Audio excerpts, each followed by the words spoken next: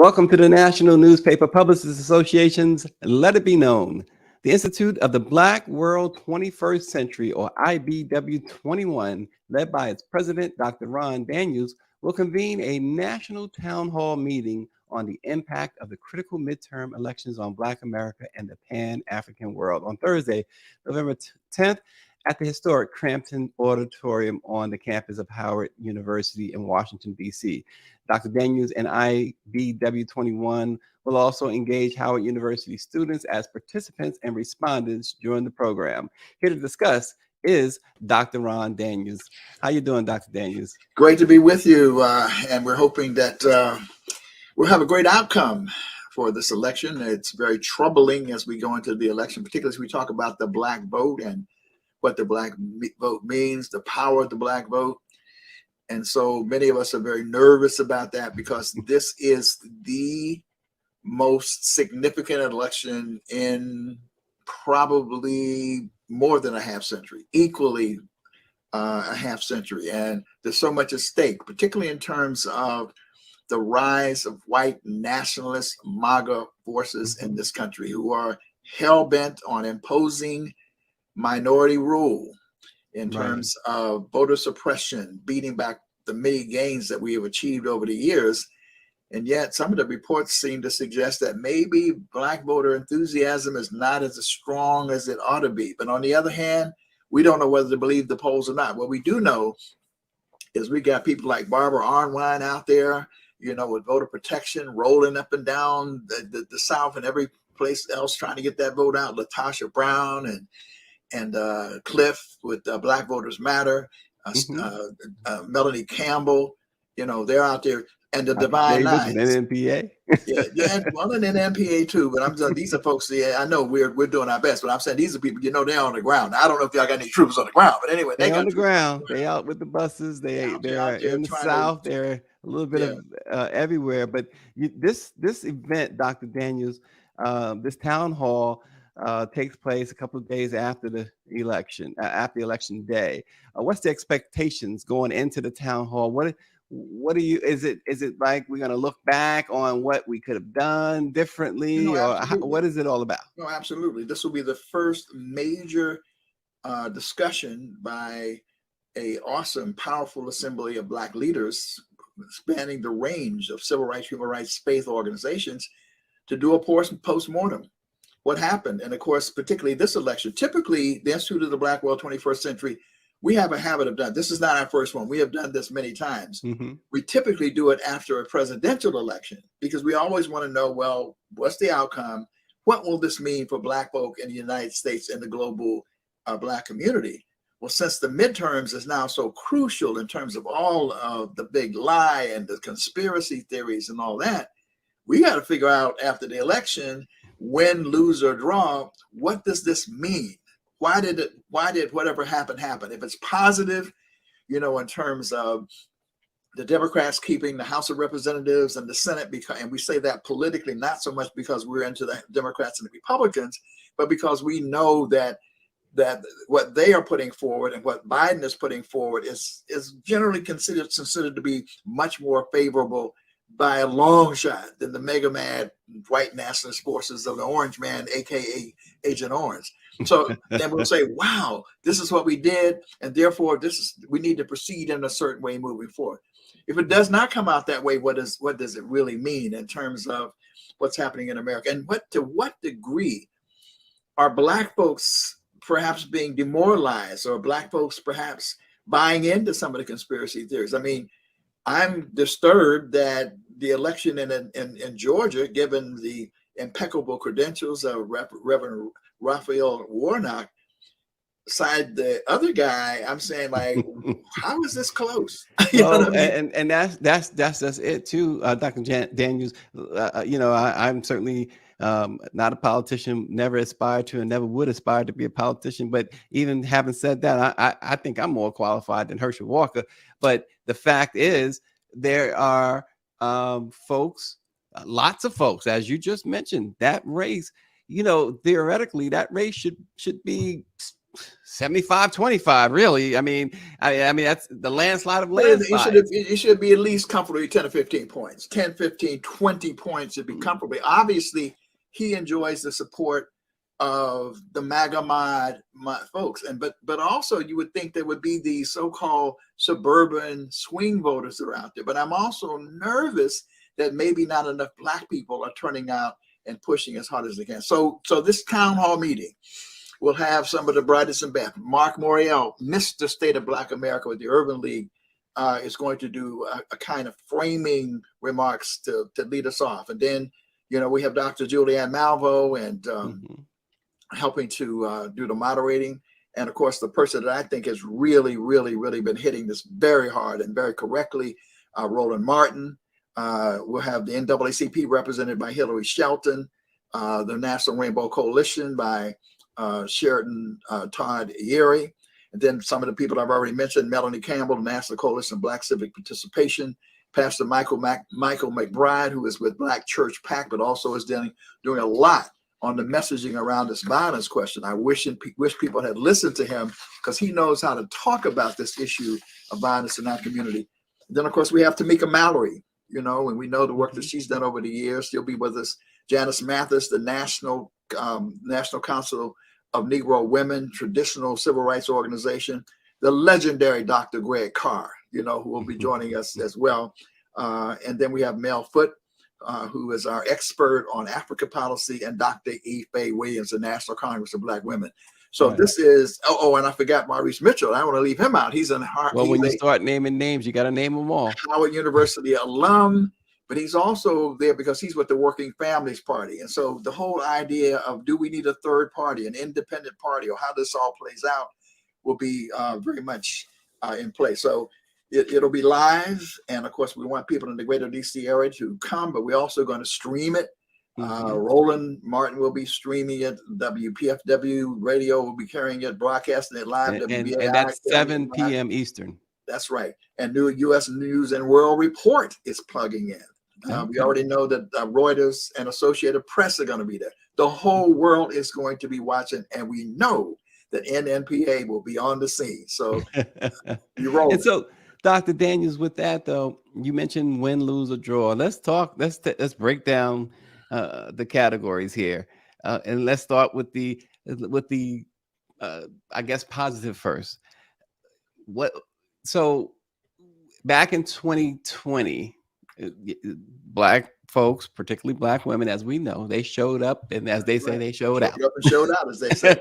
and the Democrats got the House, the Senate, pretty much the Senate, and of course the White House. And yet, you are concerned, and many are concerned, that they're either not going to show up, or some polls. Again, we're not trusting all the polls, but some indications that there are more African American, particularly African American men, who are casting their vote on the Republican side than they did in 2020 and they did previously. Yeah, and also there's some slippage in terms of the Latino vote. What people don't understand is the strategy for the retrograde, right-wing, racist Republicans has nothing to do with getting the majority of the Black vote. They only need a small percentage to sign off on their agenda, and therefore they will be in power.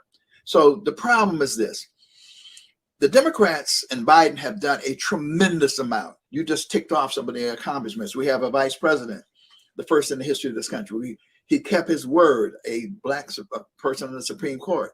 In the briefing room, you have Pierre, our sister. I always get her last name. I know Pierre sticks out in my mind. She's doing her thing. But it's also not about the faces. It's about policy. And in terms of policy, the Inflation Reduction Act that just got passed, HBCUs will benefit. Those who have Pell Grants, disproportionately Black vote, will benefit. There are pieces in the legislative agenda that deal with repairing communities that were gutted by gentrification. But here's the problem. They don't talk about it. They're not.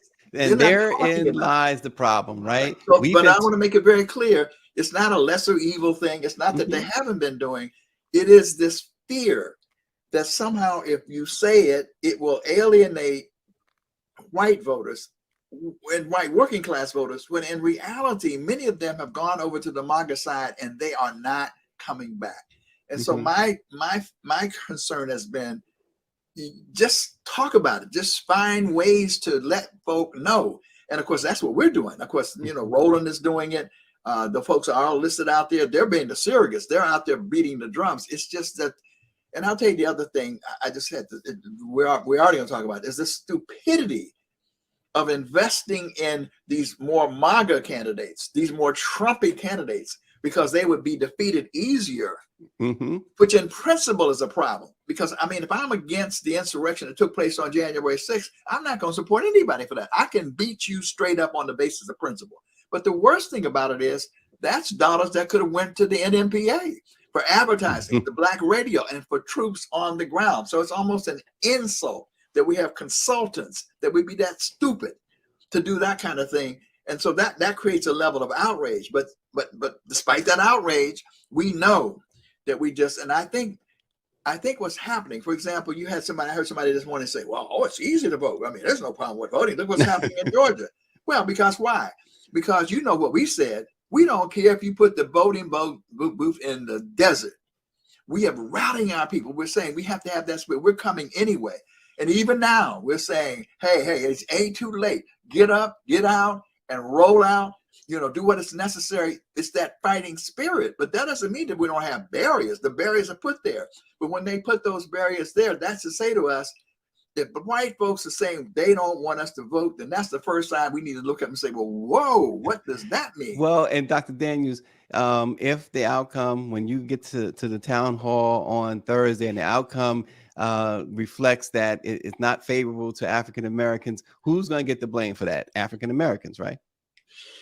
Well, yeah, there'll be some head scratching because when they talk about the base, I often say, well, you got a message to the base. And quite frankly, what we're seeing on the other side is being very laser focused on that reality. They are, when they know who their base is, it ain't a pretty base. It is all kind of conspiracy theorists, the big lie believers and perpetrators, and this white nationalist thing, which is very, very dangerous. They're firing them up. And by the way, nothing we can say is going to change many of them. You have to beat them straight up. There's some people in the margins that you can probably persuade.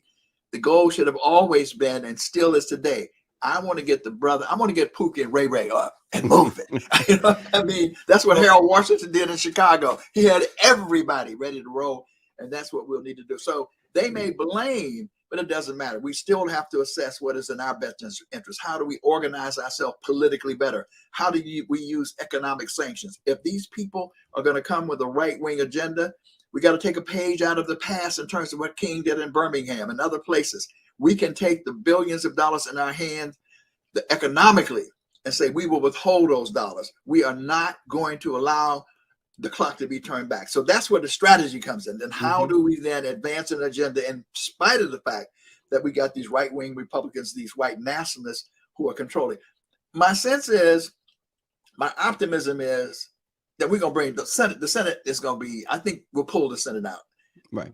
The House is much harder because these people have got these, you know, that super red districts where it's very difficult. And the only way to get those super red districts is for them to actually appeal to voters who would turn out. So I think you could have a split screen, and that split screen is one in which that's a little bit better in terms of traction. But on the other hand, it just means that you can't get much more done than judges, and that's very significant. People are now learning how important judges are. That's the other thing I got to say. We need civic education. We need to be able to tell our people, teach our people much more about what this political process means, right down to judges, school board, representative precinct leaders and that. And again, I got to take my hat off to Roland Martin. He's been pounding that and teaching that. We need to take a page from that book, which Reverend Jesse Jackson did for many, many years, as did Walter Pomeroy and others. We got to get back to that, teaching our people right at the grassroots level, but not just at election time. We just can't do this at election time. We need to, this has got to be in our fiber, because we as Black people are the conscience of the country. When we are woke and moving, it shakes up everything and moves it in a positive direction. So that's what I think the town hall meeting will be about. We hope people will turn out in record numbers. As I was saying, I don't know much about this rapping stuff, but I know that Snoop Dogg say, "Don't meet me there, beat me there." So I want to see people in record numbers coming out. President Obama was in Arizona yesterday, and he said that democracy may not survive if Arizona Republicans win. And we also know that he was also alluding to, control of the Senate and to an extent control of the House. But when you talk to Black folks, especially young ones, when you talk about democracy not surviving, I don't know that that's on top of their list, though. It's not on the top of their list, but it should be. And what I'm saying is there are groups who in their political culture, because they know the importance of the process. Let me just say this.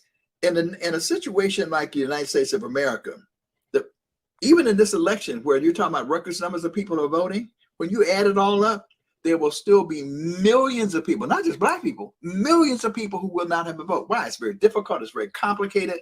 They really don't encourage you to vote. So if you understand that, those who do vote and organize exercise power disproportionate to their numbers. So therefore, you're looking at certain groups that are coming into this country, and I'm not saying this negatively, who are really a minority of voters, but they become the swing vote. In a certain district, there's a number of people who have organized themselves. I see it in New York, I see it around the country, and they're saying, we understand this political process. And we go to politics and we say, we have a certain number of votes. And because they can deliver those votes, then all of a sudden the politicians have to respond. Well, we can do that all the time. My formula is we should have 90% of all Black people in this country registered to vote. And on election day, we should turn out 90% of them. If we did that, Lord have mercy. I mean, it would create an earthquake until maybe somebody would wake up and say, whoa, maybe everybody ought to. But right now, most people do not, a significant number of people do not vote, which means that those who do vote are the ones who exercise political power. And that's a lesson we have to learn after this election. We got to begin. It's 50 years since the Gary National Black Political Convention. One of the lessons of that convention was local agenda conferences, meeting with people, finding out what their agendas are. Even if you know what it is already, the participation becomes important. We need civic engagement, more and more and more of that, and we gotta devote ourselves to that. And we gotta roll up our sleeves and not be afraid to go into our communities and touch people in order to get that done. So, Dr. Jan, earlier you talked about Herschel Walker. You didn't mention his name. I mentioned his name, but ostensibly you was talking about Herschel Walker. When you look at the last, really since Obama was in office, and certainly after he left office, you look at America and the pulse of America, and the masks have come off, the sheets has come off. People came out the mountains and and everywhere else. Put yourself, if you can, maybe you can't, because many of us can't. Put yourselves in the shoes of Black folks like a Herschel Walker, like a Clarence Thomas, like a Candace Owens. How does that happen when it's been as blatant as ever before? I mean, since Jim Crow, that right. What the one side really is seeking, right? Right now, they're talking in the Supreme Court about affirmative action as it pertains to college admissions. Now, Justice Thomas, he even went almost as far as interracial marriage until he realized, oh, okay, me and her are not the same color. But how does a Black person justify going along with that? Well, I think there are a couple of things. Number one, there's some people who simply get prominence if they're willing to carry the master's water. I mean, just straight up. I mean, and so what we had to learn, and I remember when Clarence Thomas was being confirmed, it was kind of blind. It was the notion that all skin folk are kinfolk, right? But we know that's not. We now know. I knew it then, but I was warning. But I know prominent Black leaders who say, "Oh, that's a brother. He'll be fine when he." We can't do that because it's not just the content of our color. Yes, we're pro-Black, but Black means something more than skin color. It means a ethic. It means a way of looking at the world in terms of righteousness and justice and fighting for ourselves and expanding that. That's who we are. That's our tradition. But there always have been some. Had it not been Denmark Vesey's slave rebellion would have worked. Every one of the slave rebellions, there was somebody who just internalized that hatred, internalized and identified with the master, as Malcolm said. What's the matter, boss? We sick? Identify with the master more than the master. So that's not the majority, but you just need a few people. So now what they've done is they take a right-wing racist agenda and you put a Black face on it. Then all of a sudden they can hide. They can hide and throw a rock and hide behind Herschel Walker, who can't hardly put two sentences together. 2 words. And here's the point. Here's where the ethical bankruptcy comes. They said, one lady said, and you probably heard the quote, "I don't care if he paid for and I'm just going to create this, a abortion for an orangutan." Mm-hmm.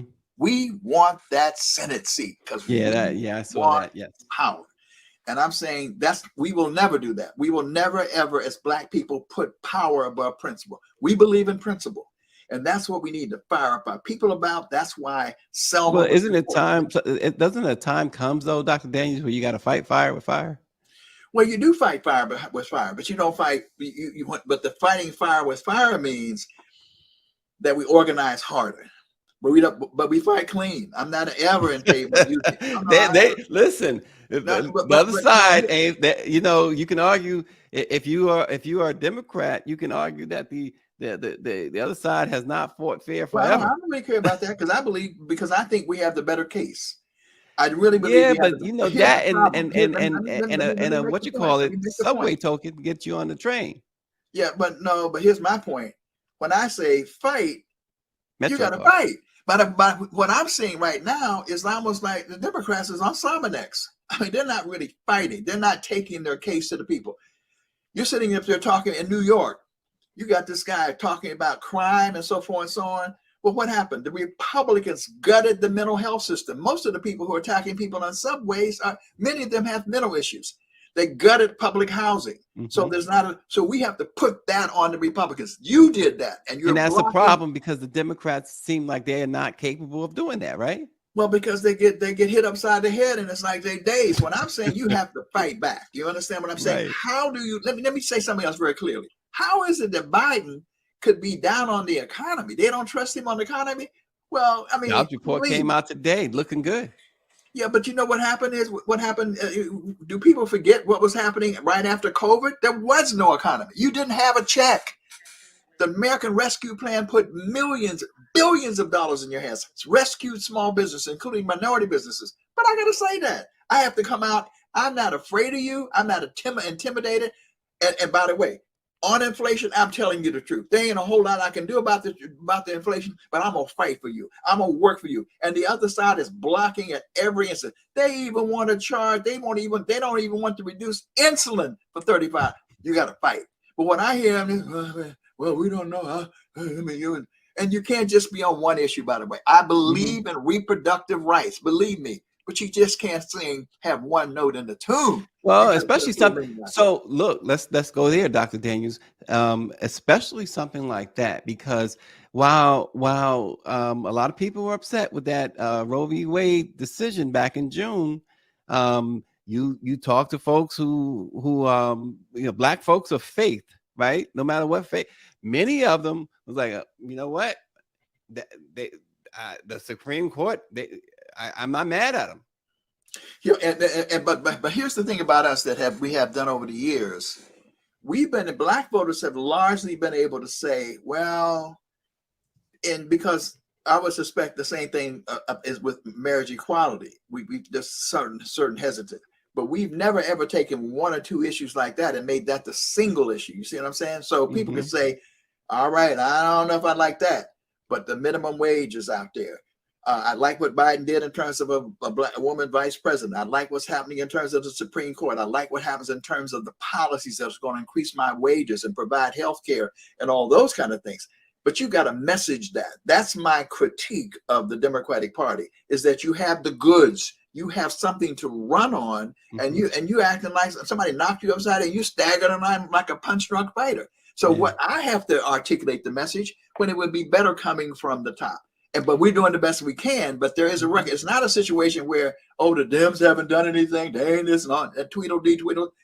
I was with Roland last night. He was pointing out somebody was talking about business. He said, well, what do you think that you checked out? He had people say A or B. Which party do you think is more likely to do minority loans?